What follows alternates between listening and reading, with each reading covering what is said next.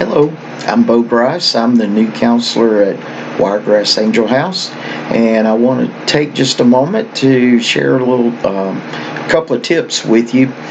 If you are in the process, as most of you probably are, of walking through the journey of recovering from trauma and perhaps grief as well over the loss of a loved one of the things that I often hear from people who are on this journey is I feel like at times I'm going crazy.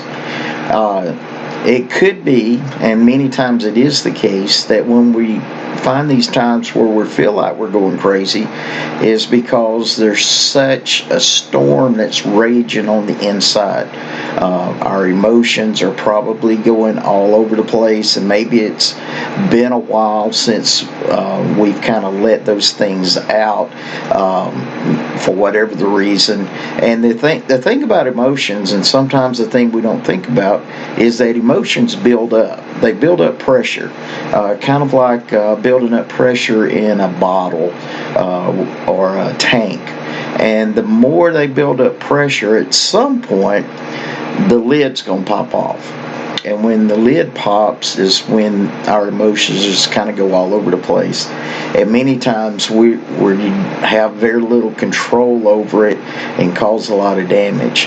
Well, before you get to that point, usually when the pressure's getting high, the emotions will just start raging and they'll bounce all over the place. And it feels like something's wrong, because that's not how you normally feel, although since the traumatic event you may be feeling more emotional than normal. But when this is happening, it's very common to not only think we're going crazy, but to lose some of our ability to think rationally. And so our thoughts tend to go all over the place, and we have random thoughts and intrusive thoughts about the event, about what happened, what we observed happen, or what someone told us happened.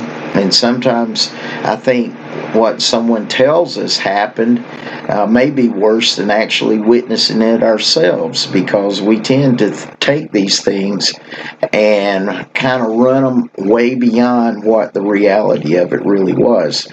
And so, yeah, and we imagine all types of scenarios that may not be true. But anyway, back to a couple of tips to help.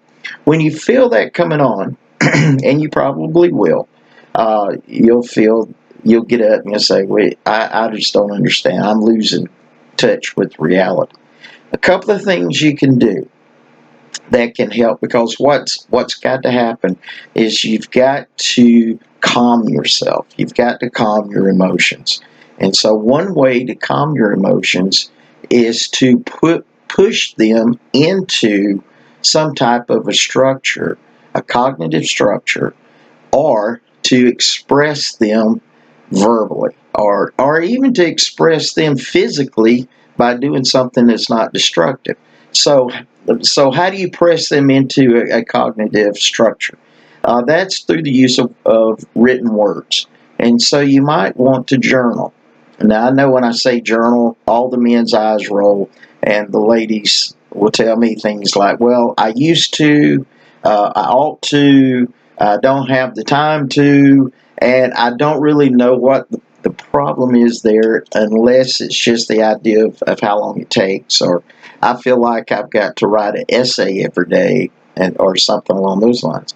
Actually, I encourage people to journal, and you may not write but one word.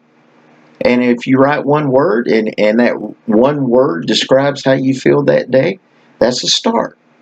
But the more you can put those emotions into words, the more you drain the energy out of them.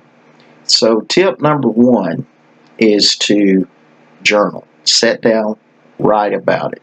If you just despise writing about things, sit down and draw a picture that describes it, or do something along those lines. Something artistic usually gets these things out. Okay. Second thing you can do is to talk to somebody who you trust. And by that, one of the things I always encourage people to do is to put a supportive network around them. So find some people that that you can trust and who will listen and who won't try to fix you. Uh, I know that's the one big thing that most people going through this despise with a passion is when people try to fix them with easy answers or easy solutions for what they should do. Find somebody you trust and talk with them. Sit down and talk it through. Let it be somebody who won't be shocked if you say some things that normally you wouldn't say. And if you do, that's okay because you're processing through some emotions, and emotions aren't always polite. So find somebody to talk to.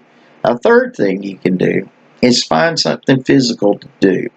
That gets the energy out as well. By that, I don't mean go hit people, but I mean go out, go for a walk, go for a jog, cut the grass, do some, wash the car, do something, and that will help to not only get your mind off of it, but it will help get the energy out of your system as well.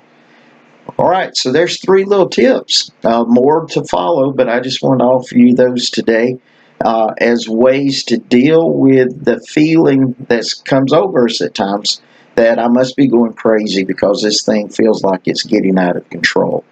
You can get control of this. In fact, I encourage you to do so. Just keep those three tips in mind, and they will help. Have a good day.